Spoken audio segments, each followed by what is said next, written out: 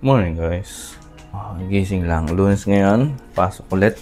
Kasi ang day off natin is Friday, Saturday. Nagluluto ako ng babaunin. Tilapia. So nagluluto ng umaga. Tsaka at least pag uwi, kakain na lang. Pati hapunan kasi niluluto ko na. Ito una kong ginagawa lagi sa umaga. Babalik yung mga hinugasan si Triuna para pag kumilos na ako doon, malubog na. Tapos magsasaing. Tatulot ka natin. Yan. Sa amin dalawang naninis.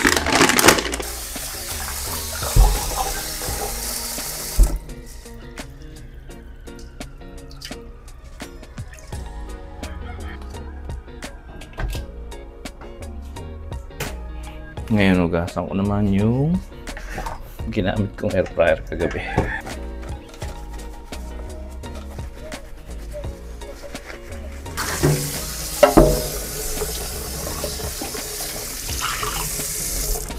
Ngayon, it's time to cook na yung tilapia. Pero lilinisin ko muna.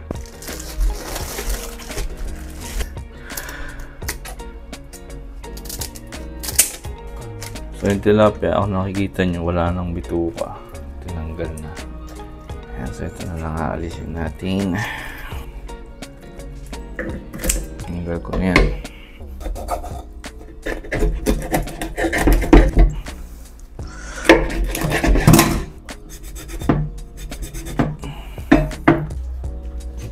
Tapos lagyan natin ng asin. Hindi ito malalaki ito eh. Yung iodized lang. Ayan. Tsaka paminta.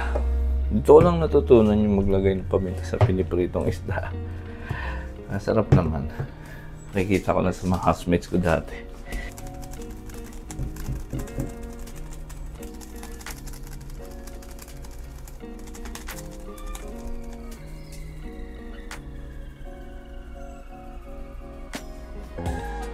Slow lang. Mainit naman na yung mantika. Mahirap i-prito talaga bango. Yung sinagkasa po.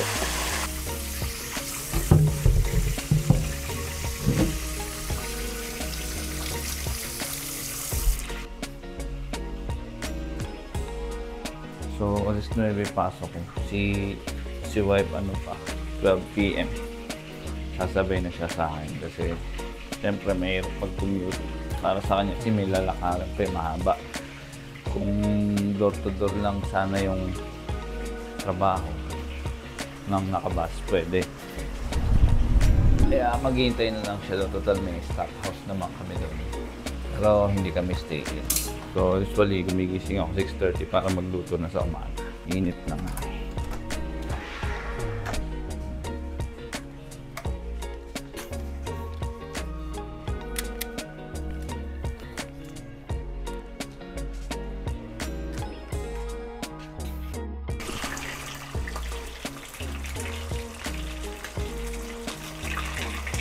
Brown na yung kabila. Balik pa rin natin kung ito. Tapos balik pa rin na lang ulit mamaya pagka nag-brown na yung kabila. Nakakintong. Kaya yung tong ito yung isa.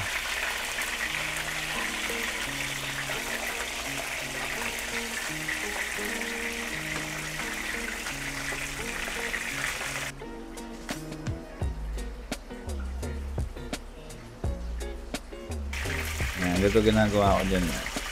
Napatayo ko yan.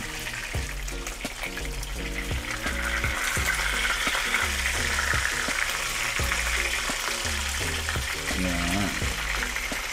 And after that, pwede na. Tapos tsaka ko mag-aalmusal pagkaluto na yan. Kape lang ako. Ay, kape. Tsaka pala. Hindi pala ako nagkakape. Mga 2 months, 3 months na pala. Tagal na lang din nagkakape. Natin yung almusal natin. Dito may palaman pa ba ako? Palaman ko lagi itong American cheese eh. Bawal ako sa cheese pero dito hindi sumasakit yan ko. Pero ito yung palaman ko. Mamaya na. Mas yung tinapay yung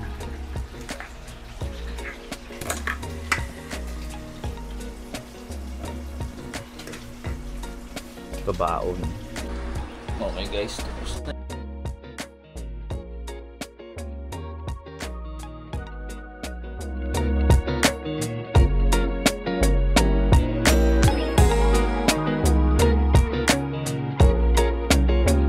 Ligo na ako guys. Yung buti ni-review ko yung mga clip. Mga dalawa bago tong video na to kasi nablobat pala yung mic. Pinakasaksak yung receiver dito sa cap. So, bago yung mic ko eh. Boya. Yung love mic. Hindi naman to review pero kailangan ko kasi to eh. Hindi ko akalaing malolobat ng ganong kabilis. So, minus ka sa akin. Full charge pa naman yung case. Anyway, liligo muna ako. Balikan ko kayo mamaya. Pasok na kami guys. Init na ngayon 8:30. So maaga pa rin yung makakarating doon before 9 kasi 10 minutes lang ang biyahe. Dito naman sa Cayman pag ganito oras wala ng traffic. Sayang yung footage kanina. Hindi ko akalaing malolobat ng ganun agad yung mic. Anyway. So